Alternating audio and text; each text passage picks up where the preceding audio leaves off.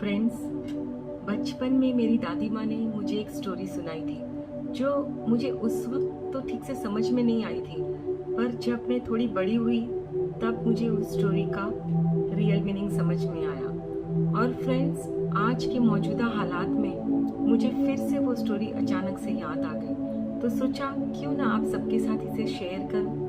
Hey beautiful people, hope you all are doing great. Friends, ये बहुत दिनों पहले की बात है। एक बार एक भक्त की मुलाकात अपने भगवान जी से होती है। तो उस भक्त ने अपने भगवान जी से पूछा कि भगवान जी, मुझे समझ में नहीं आ रहा है कि मोह माया क्या होते हैं। आप मुझे कृपा करके बताइए कि ये मोह माया क्या होती है।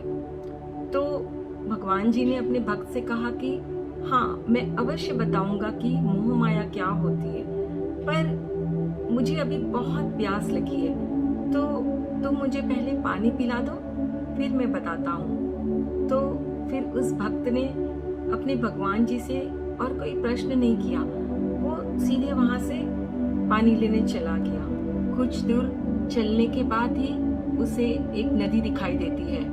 तो उस भक्त ने सोचा कि चलो जल्दी से मैं यहाँ से पानी भर लूँ और भगवान जी के पास चला जाऊँ, ताकि मेरे प्रश्न का उत्तर मुझे जल्दी से मिल जाए।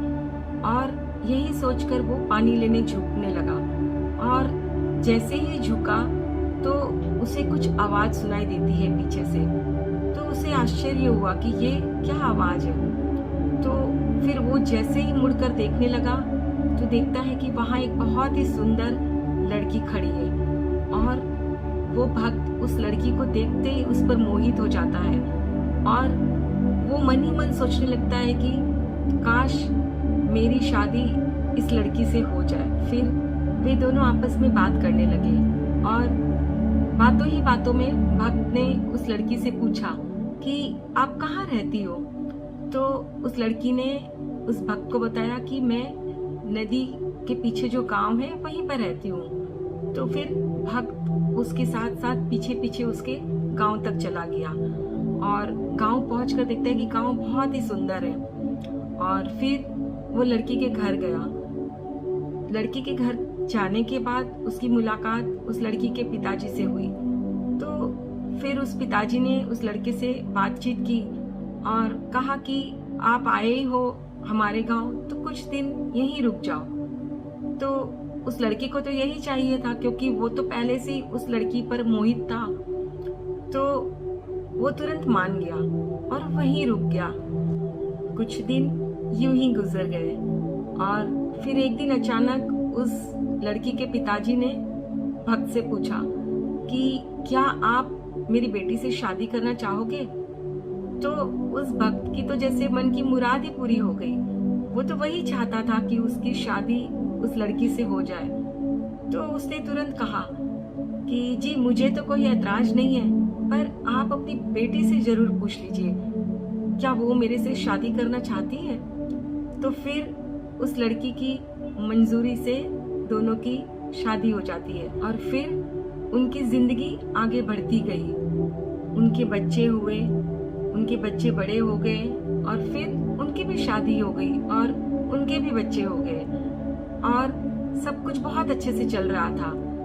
और एक दिन अचानक क्या होता है कि बहुत ही काले बादल घिर आते हैं। तब उस भक्त ने अपने बच्चों से कहा कि चलो जल्दी से हम सब गाय भैंस वगैरह को अच्छे से सुरक्षित जगह पे रख दें, ताकि बारिश होने पे उनको कोई तकलीफ ना हो। सबने मिलकर गाय भैंस वगैरह को सुरक्षित जगह पे रख दिया, और देखते ही देखते बारिश तेज होने लगी और गांव में बाढ़ आ गया। और उस भक्त की नजरों के सामने ही उसके सारे पशु उस पानी में बह गए, और फिर जोरों से अचानक से बिजली कड़की और उसके घर पर ही गिरी, और देखते ही देखते उस भक्त का घर भी बाढ़ में बह गया।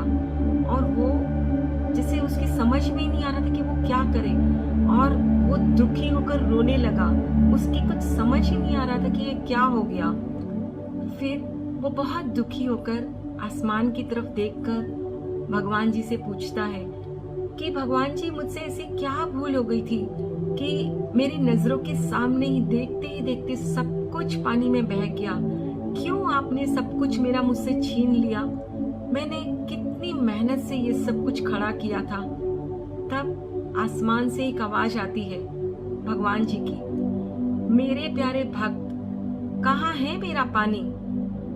और तब जैसे उस भक्त को होश आता है तो वो चौंक जाता है और फिर वो पूछता है भगवान जी से कि ओ अच्छा, मैंने आपका पानी नहीं लाकर दिया इसीलिए आपने ये मुझसे सब कुछ छीन लिया क्या? तब भगवान जी बोलते हैं, नहीं भक्त, मैंने ऐसा कुछ भी नहीं किया। भगवान जी ने कहा, तुम जानना चाहते थे कि मोह माया क्या है और मैंने वही तुमको समझाया है कि मोह माया क्या है। तुम यहाँ से जिस उद्देश्य से गए थे वो भूल गए जब किसी नए रिश्ते से जुड़े, किसी नए रिश्ते में बंधे। आप समझने लगते हो कि ये सब कुछ हमेशा आपके पास रहेगा, लेकिन ऐसा नहीं है। ये सब कुछ टेम्पररी है, परमानेंट कुछ भी नहीं। जी हाँ फ्रेंड्स, हम सब यहाँ प्रवासी हैं और धरती पर कुछ सीखने आते हैं और हमारी जिंदगी में कई लेसन्स इतने टफ होते हैं कि हमें उसे सीखने के लिए बहुत भारी कीमत चुकानी पड़ती है। और जब हमारा लेसन्स सीखना हो जाता है तब हमारी घंटी बज जाती है और घर लौटने का वक्त हो जाता है भगवान के पास। आई होप फ्रेंड्स आप सबको भी मेरी तरह जवाब मिल गया होगा।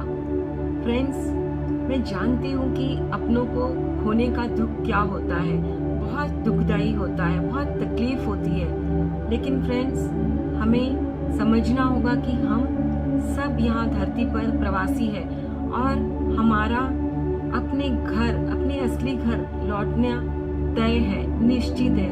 हम नहीं जानते कि कब हमारा भी वक्त आ जाएगा।